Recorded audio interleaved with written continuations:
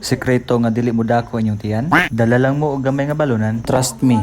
Bench body lang ang kinalabasan. In the morning, natakaroon sa Moraya. Buntag pa sayo, namukaw na ang camp director for worship. Mao ni isa sa akong ikamingawan nga mag-worship og sayo, kauban ang mga kabatan-unan. Sayo pagyud kaayo ni sa buntag, ang akong nawong wala pagyud ni nahilamusan. Dili na manggod nimo bula, bisag imong sabunan, maong pasagdan na lang. Dili gid na ako malimtan ning mga kantaha, kay mao na gitudlo sa amo, sukad sa gamay pa. So mao ni ang mga Team Zion. And of course ang ilahang naputi lagi nimo brad. Luspad ka lang imong barba ni Kerchief. Di na ako malikayan nga matingala kay kanang iyang ni Kerchief. Yellow pa man ang gabi, karon na puti na.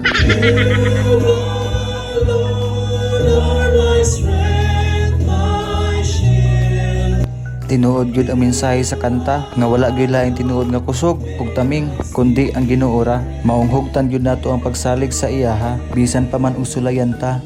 Sa prinsipyo sa Biblia, iya ang tanang lugar din sa kalibutan, walay imo. Bisan pag-ani ang imong hinalaman ng Ginoo. Tinuod gyud kaayo na pastor, maong dili ta angayan magpasigarbo sa atong kagalingon kay usahay manggod kung makabaton tag usa ka butang ato na dayong ang kunon, ato na nalimtan nga ang tanan butang nga atong nabatnan dinhi sa kalibutan sara ka hinulaman. Mao na si Paul, assistant camp director, layo pa nagnisina kay andam na daw siya magpakamang sa amoa. Ayo lang po taw may palisura kay ang inyong unit captain bukog sungay na.